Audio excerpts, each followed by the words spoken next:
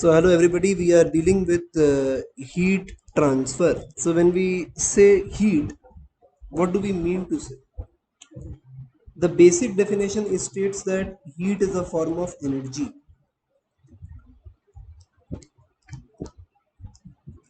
अब इसके आगे अपने को कुछ कुछ बात जानना पड़ेगा. खाली ये बोलने से नहीं चलेगा कि heat is a form of energy. We need to state further more things about the heat. Basically, heat energy is stored in the form of the kinetic energy and potential energy of the molecules comprising the system.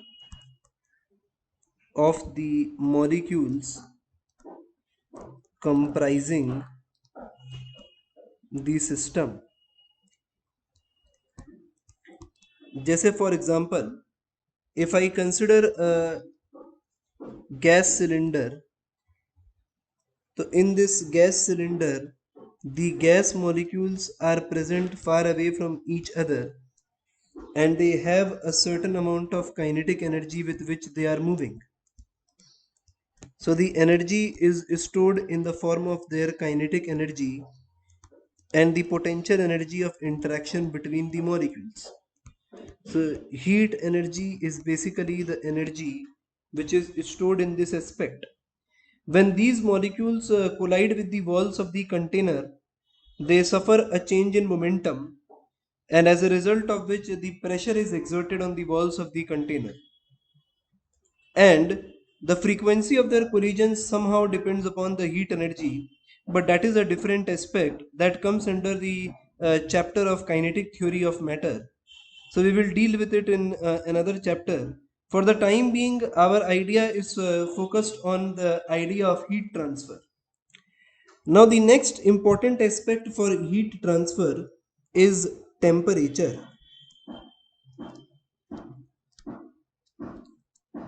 Temperature is defined as degree of hotness or coldness of a body. Degree of hotness or coldness of a body. So it basically tells us how hot or cold the substance is, and based on how hot or cold the substance is, heat transfer takes place. Now heat transfer is taking place from a body at a higher temperature to the body at lower temperature.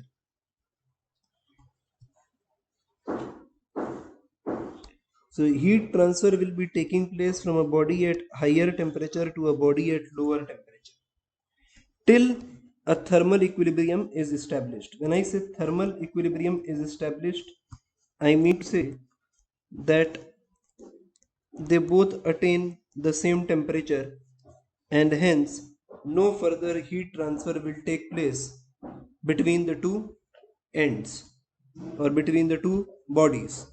Now, based on the modes of heat transfer, there are three modes of heat transfer. Three modes of heat transfer, and they are named as conduction, convection, and radiation. So if I start explaining you this, so in order to explain this, I am taking a small story or maybe an example. तो इसमें अपने ऐसा consider करते हैं कि पूरे classroom में अपने को स्वीट डिस्ट्रीब्यूशन करना है. तो स्वीट डिस्ट्रीब्यूशन करने का क्या क्या तरीका हो सकता है. तो पहला तरीका मैं ऐसा बोलता हूँ कि जो टीचर है वो डिसाइड करता है that he is giving the entire lot of sweets to the first bench students. They accept the part of their sweet and they transfer the rest to the second bench, which in turn वो लोग अपना part लेते हैं and they transfer it to the third bench till the students sitting in the last bench get their share of sweets. So this mode of heat transfer is regarded as conduction.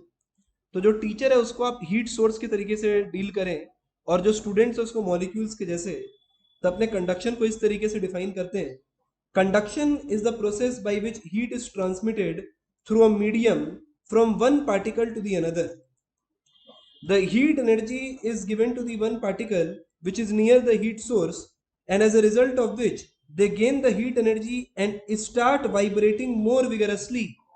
That is, they acquire more kinetic energy and they start vibrating vigorously. The next particles are pushed and pulled about their vigorously vibrating neighbors, so they start to vibrate faster. तो जो बाजू वाला जो particle है वो जो उसके contact में आता है, because of the vibratory motion of the neighbouring molecules, they also start vibrating, and eventually the particles which are at the far end receives this form of energy, and as a result of which the heat is transferred throughout the length of the rod. This process is regarded as conduction. The next process is convection. इसको अगर अपने classroom analogy से समझाएं तो classroom में क्या तरीका है कि अब मैं ऐसा बोलूं कि स्टूडेंट्स जो हैं वो एक लाइन बन जाए, एक लाइन बना करके हैं, that is they fall in line and they come to the teacher, take their share of toffee or the sweets and return back to their seats. This process is regarded as convection. So convection is the process by which heat is transmitted from one place to another by the movement of heated particles of the molecules, which is gases or liquids. So in this case, what exactly happens is, as the molecules, or if we take the example of air particles, as the air particles which are colder comes in contact with the source of heat, they acquire their portion of heat energy, as a result of which they undergo a little expansion, that is, their density decreases, they becomes hot air and they rises up. To compensate for their position, the colder air rushes in from the other side and takes its position, as a result of which a convectional current is set up. So this mode of heat transfer is regarded as convection. The next process of heat transfer is regarded as radiation.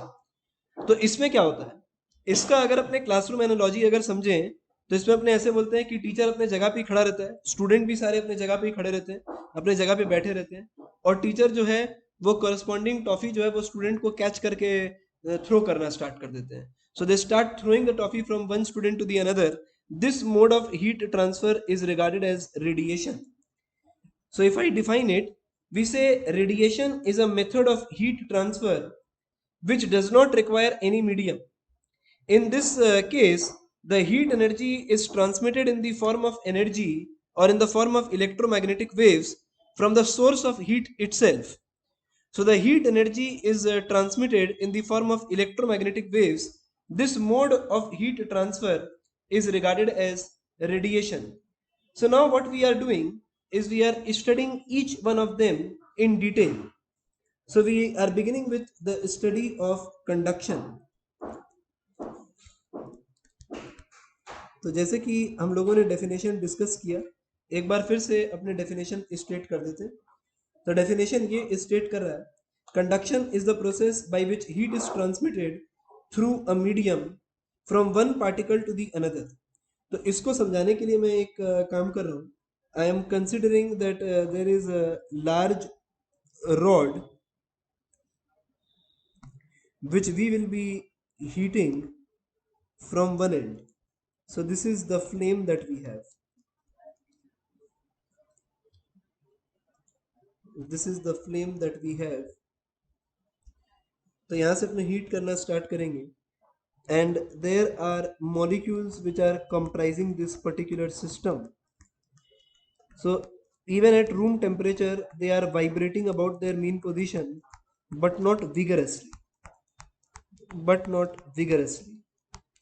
So now what exactly happens is, when you start heating one end of the rod, the molecules at this end acquires heat energy and starts vibrating more vigorously. They start vibrating more vigorously, and during their mode of vibration they transfer their portion of heat energy to the neighboring molecules, which eventually start vibrating more vigorously. This process continues till the molecule at the far end of the rod acquires heat energy and also starts vibrating vigorously. This mode of heat transfer is regarded as conduction. Now, the rate of conduction is not same in all the material. In order to understand this, we are performing a small experiment. We are getting three rods, one of copper, another of iron, and another of glass. And what we are doing is we are fixing at the base of each rod with the help of wax or Vaseline. We are attaching some nails. So we are attaching a layer of wax, and on this layer of wax we are attaching some nails, and we will be doing it for the three rods, that is the copper, iron, and glass rod. And what we will do is we will start heating one end of this rod. So if our theoretical discussion that we have discussed is true or is correct, then what will happen, as the heat transfer will be taking place throughout this length of the rod. So what will happen, as the heat transfer is taking place throughout these molecules, the wax layer in this region will start melting, and as a result of which the nails will start falling down in the sequence 1, 2, 3, 4, like this. So the nails will start falling. And since the rate of heat transfer will be different in case of copper, iron, and glass, the time duration for the falling of nails will also be different. So we are resting them on the tripod stand, and we will start heating the end of the rod, that is copper, iron, and glass, simultaneously. So it is observed that for the copper rod, it takes 14 seconds for the pins to drop. For iron, it takes 73 seconds for the pins to drop. And for glass, they did not drop at all. So from this particular experiment, one thing is clear, or one thing is established, that copper is the best conductor when it comes to copper, iron, and glass. Iron is a fine conductor, not a very good or the best conductor. And for glass, we say that glass is an insulator. That is, it does not allow heat transfer to take place. That is, it behaves like an insulator. So over here, we come to one classification where we classify a material in two categories. So we classify the material as conductors, and we classify the material as insulators or bad conductors.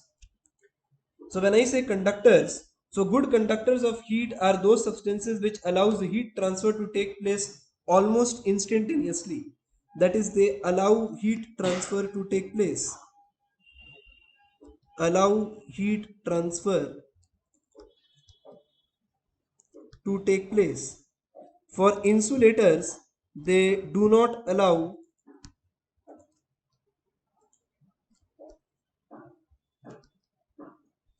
heat transfer to take place. If we give examples, so examples which we can give over here are copper, iron, silver, mercury, etc. So all these are examples of conductors. And if we give examples of insulators, so we give example of insulators like air, plastic, glass rod. So all these are example of insulators. Liquids and gases are generally examples of insulators. Now based on this fact that why we say that metals are good thermal conductors. So now let us understand why metals are good thermal conductors. In case of metals, we say that they have free electrons in them. When I say free electrons, I mean to say the electrons which can move freely throughout the metal lattice. So when the metals are heated, these free electrons gains kinetic energy and move from the hotter end to the colder end, carrying energy with them. So this makes them a good conductor. So this process is much faster than the conduction by the vibration of the molecules, as a result of which we say that metals are good conductors. And when we say what is wrong with insulators, so we say that they do not have free electrons, and as a result of which they behave like an insulator or a bad conductor of heat. Now we come to the application aspect. So what are the applications of conductors or insulators? So when we talk about the conductors and insulators, the first example which we are taking is an example of a soldering iron. So we are considering a soldering iron. So iron rod is an example of good conductor of heat with the copper tip, whereas the handle is made up of plastic, which is a good insulator. So in this case, the person who is working will be holding the insulator end, that is the plastic end, and the work will be done by the conductor end, and as a result of which the person doing will not get the electric shock. The next one which we are talking about is the home electrical appliances,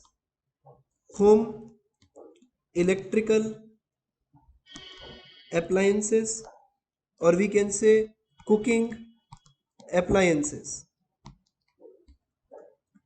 So if we consider these appliances, that is kettles, hot iron, cooking utensils, so their handles are made up of wood and plastics. So wood and plastics are insulators of heat, as a result of which heat is not transferred from the heated metals to the hands of the users, and as a result of which they are saved from electrical shock or the heated end of the material. Now there is also an application where we say the application with the help of the insulators. So in this case we give example of blankets. We can also give example of what you say as the home made up of ice, which we call as igloo. So they are example of the heat source because of the insulation. So now what exactly happens is the air trapped in the fur and feather, or the air trapped in the wool, which is making of the blanket, is going to make it as insulator, as a result of which the heat is not transferred from the person who is sleeping inside the blanket to the outer or the colder region, as a result of which they keep them warm.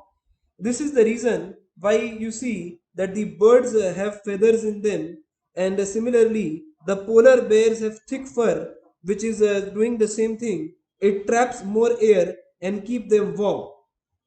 Now, one such application is done in the case of the colder countries. So, in colder countries, what they do, they cover the water pipes with a layer of insulation, with layer of insulating material. So now what happens with this insulating material? The pipes and hot water tanks are lagged with insulation material. So what they do is that the water do not get cold. Or as a result, or I can say that the water flowing in these pipes do not freeze. Now there is one more reason associated with this. Between the temperature 0 to 4 degrees Celsius, water undergo anomalous expansion. Anomalous expansion. So apart from freezing, the water will also expand, and as a result of which there is a chance that the pipe will get burst. Pipe will burst.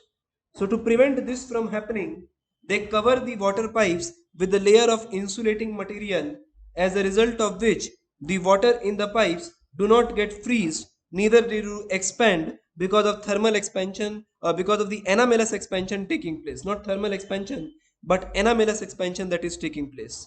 So this is all about conduction in great detail. So now let us deal with convection in detail. So if I again restate the definition of convection. So it states it is the process in which heat is transmitted from one place to another by the movement of heated particles of the gas or liquid, or the motion of the molecules taking place. So in order to give an example of the convection, I am giving you a very simple example. Suppose there is a flame. So there is a flame, and if suppose you place your hand on top of this flame, if you place your hand on top of this flame, so you are bound to feel warm. If I suppose place your hand over here, then you are bound to feel warm.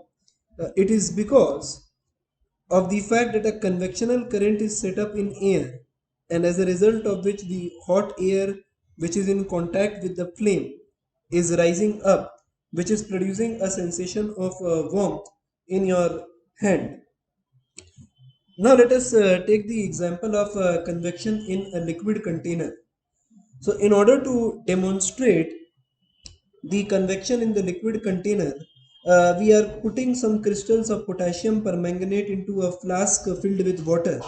Now this potassium permanganate is pink in color. Now we start heating the flask from the bottom, and we observe that the water becomes uniformly purplish after some times. But if you observe carefully, the circulation of the liquid in this matter is taking place somewhat in this sense. So if I am considering a round bottom flask that is filled with liquid,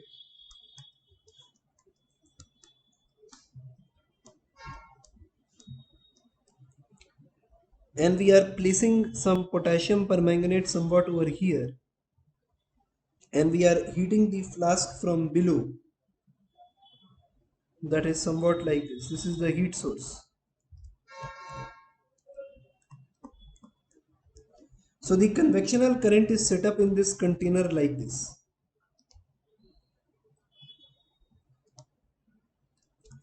So in this way, a circulation will start taking place inside this container. The circulation will start taking place inside this container. It is because when the water is heated, the heated water becomes less dense. The heated water becomes less dense, as a result of which it starts rising up. Now when this water starts rising up, the colder water from above, which is more dense, will compensate the place of this heated water. Compensate the place of heated water. And this convectional current is set up in the liquids. In order to demonstrate this in a better way, we are taking a tube shaped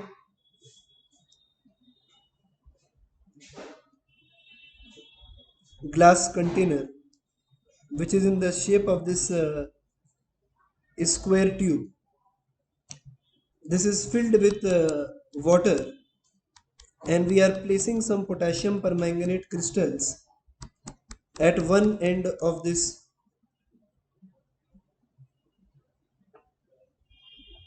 container. So if I start heating this from this end, so now what will happen? The convectional current will set up like this. The heated water will start rising like this, taking with it the crystals of potassium permanganate, and we will all be able to see that the pinkish color is slowly circulating in this tube or the channel in a current like this. So this is how convectional current is set up in case of a liquid. Now, in order to demonstrate the convectional current in case of gases, we are performing another type of an experiment. In this experiment, we are making two chimneys, and below one chimney, we are placing a candle. So if I place the candle below one chimney, so what will happen? The air in contact with the candle will become warm inside the cardboard and will start rising from the chimney 1. Whereas the colder air will start coming in from the chimney 2 to compensate the loss of air inside the cardboard setup, and as a result of which a convectional current is set up. In order to understand it, let us consider something like this. So we are making two chimneys inside a cardboard arrangement. So this is how the 3D diagram is going to look like. So this is the cardboard arrangement on top of which we have mounted two chimneys, and we have removed this end of the cardboard and replaced it with a cellophane paper so that it becomes a transparent medium and we can see through it. Now inside this I am placing a candle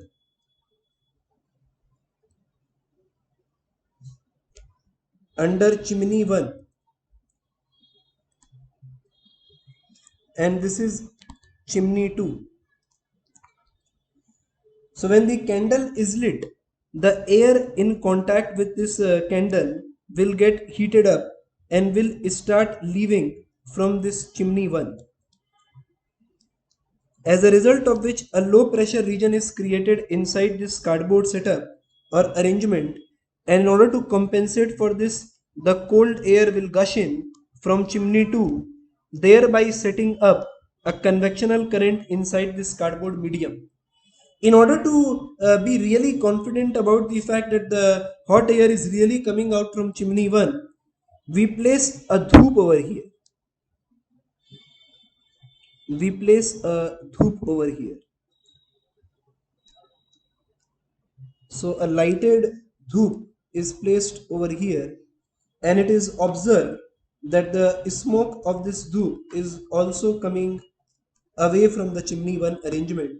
So it confirms that the hot air is leaving the chimney 1, whereas cold air is coming in from chimney 2. This is how convectional current is set up in case of the gases or air. So if I explain this, or if I take a application from this, the first application which we are taking is the concept of ventilation. So if there is the ventilators are generally provided and near the ceiling of the room. So these ventilators are basically the vents through which the hot air can leave the room and the cold air can come in from the window. So if I consider something like this, where there is a fireplace on the left end of the room, as a result of which the cool air which is coming in contact with the fireplace gets heated up and leaves from the ventilator which is provided at the top of the room, and the cool air gushes in from the window. For the same reason, even if the fireplace is absent, even if the fireplace is absent, then also the same phenomena is being done. When we exhale warm air, that is, the air is rich in carbon dioxide. So this air which is rich in carbon dioxide is warmer, and it leaves the room from the upper ventilators, whereas the cool air and the fresh air comes in from the window. The next example is the formation of sea breeze and land breeze. So if we talk about sea breeze and land breeze, so we need to understand this first. So let us consider something like this. So we are considering a region of land. This I am marking as land, and over here I am drawing a sea. Now if I talk about some basic fact, so it takes longer time to heat water. It takes longer to heat water. The land gets heated up faster. So now we are using this fact first of all. So if I consider this, that the land gets heated up faster and it takes longer to heat water. So if I consider during daytime, so during daytime what is happening? The land which gets heated up faster is at a higher temperature, and the sea is at a colder temperature. So the air which is in contact with the land becomes warmer and starts rising up. the air in contact with the land becomes warmer and start rising up. Now, as a result of which a low pressure is created in the region near the land. And to compensate for this low pressure, the cold air gushes in from the sea towards the land. And as a result of which a convectional current like this is set up in this region. So this case is regarded as sea breeze. This case is regarded as sea breeze. So during the daytime, the sun heats the land much faster than the sea. The air above the land is heated, expands and rises. The cold air from the sea moves inland to take its place, hence sea breeze is obtained. So this is the procedure for the formation of sea breeze. In the next example, we are considering again the same setup. So this is the land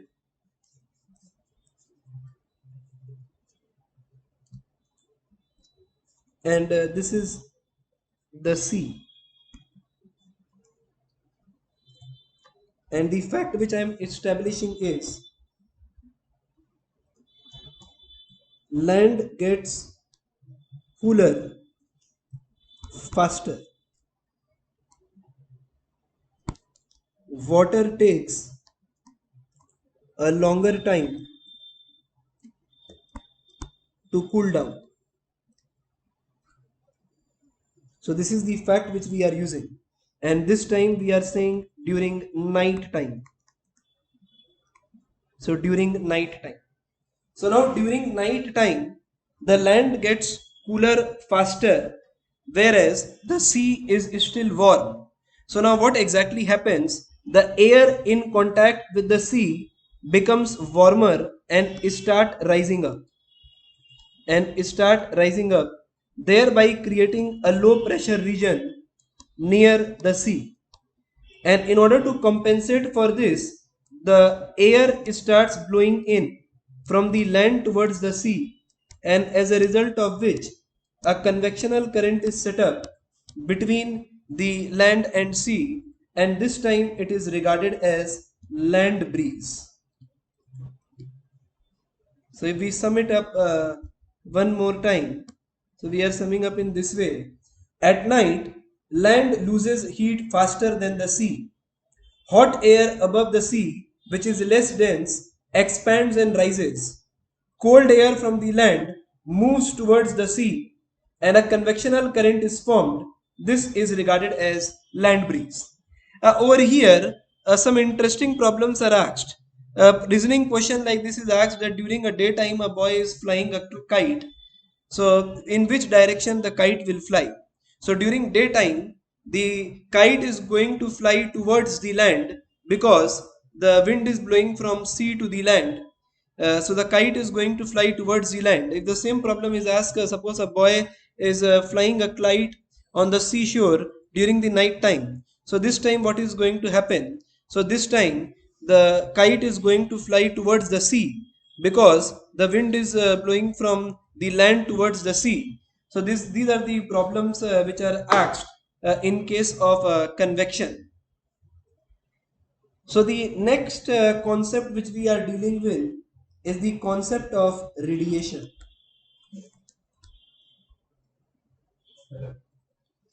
So we are dealing with the concept of radiation. So the first thing that we state over here is the definition of radiation. So radiation is a method of heat transfer that does not require any medium. That is, it can take place in vacuum.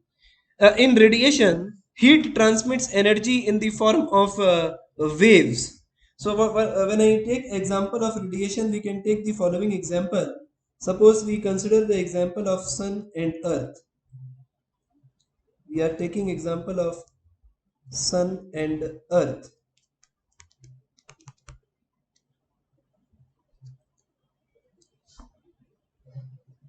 So over here, what is exactly happening is The sun is scattering its energy in all directions in space. It is scattering its energy in all the directions in space. A fraction of this energy, a fraction of this energy is intercepted by Earth. A fraction of this energy is intercepted by Earth, and over here the region between the Earth and space is complete vacuum. Our atmosphere exceeds over a very smaller distance above the surface of Earth, after which there is a complete vacuum between the sun and Earth, and the energy which is transmitted by the sun in all the directions, a very small fragment of it is actually intercepted by the Earth, which is solely due to radiation. So radiation does not require any material medium for its transmission. So if I take the next concept of radiation, so the next thing which I state over here is the black surfaces. The black surfaces are the best absorbers and the worst reflector. The black surfaces are the best absorbers and are the worst reflector or radiator, whereas the silvery surfaces are the best reflector and are the worst absorber. Or I can say a very famous line, black surfaces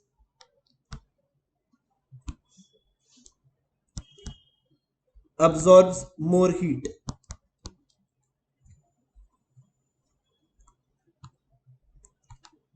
White surfaces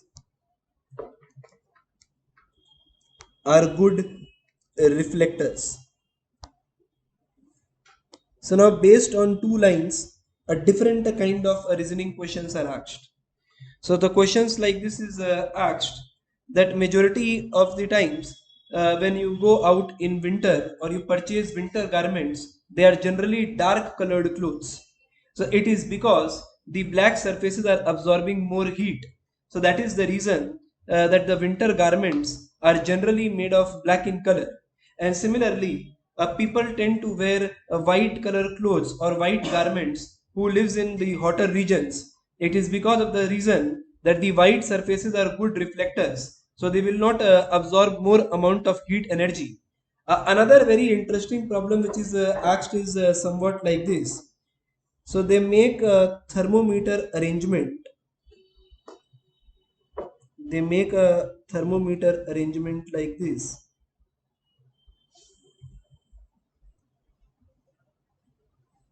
So two thermometers are placed like this at equal distance from a heat source. At equal distance from a heat source. This is thermometer 1 and this is thermometer 2. The walls of thermometer 1 are blackened,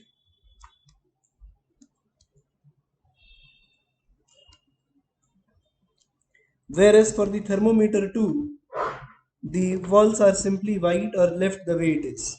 So now what is going to be observed the difference in the temperatures of the two thermometers. So since black surfaces absorbs more heat, the mercury level in the thermometer 1 will be higher than the mercury level in the thermometer 2. And it is because of the fact that the black surfaces absorbs more heat. So the black surfaces are absorbing more heat, and as a result of which the temperature in the thermometer 1 will be recorded more than the temperature in the thermometer 2. Now the another application of radiations are the teapot has a smooth, shiny and silvery surface. The smooth, shiny and silvery surface is a bad radiator of heat. This reduces the rate of heat loss, and as a result of which tea or coffee can be kept warm in the teapot for a longer period of time.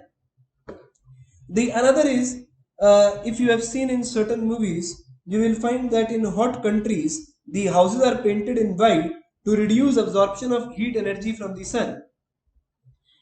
Now the last portion for this chapter is the concept of the Diwar flask or the vacuum flask. So we are dealing with the thermos flask, which is also regarded as the vacuum flask. So we are dealing with a thermos flask or a vacuum flask.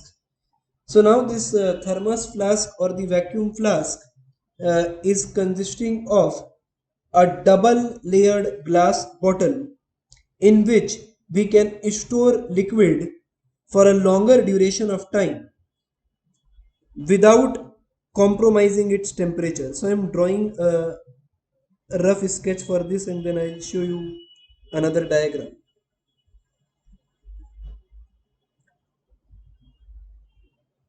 So we are considering a double walled glass.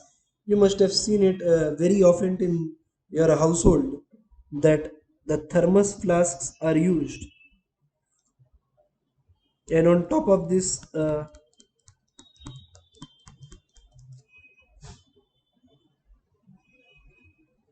cork or certain arrangement is done, and inside this the hot liquid is poured.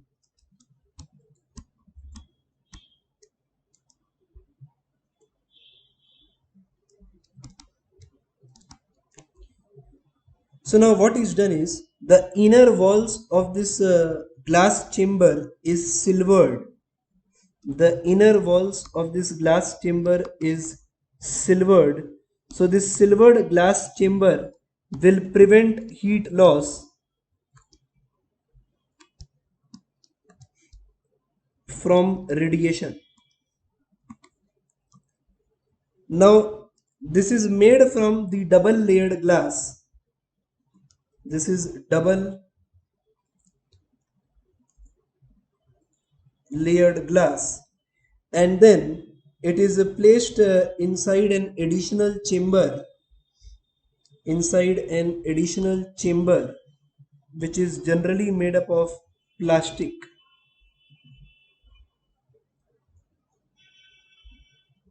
and it is resting on a wooden surface. So now the space between these glass, the double layered glass and the outer covering is either complete vacuum or is filled with air. So because of this fact, the heat loss is transmitted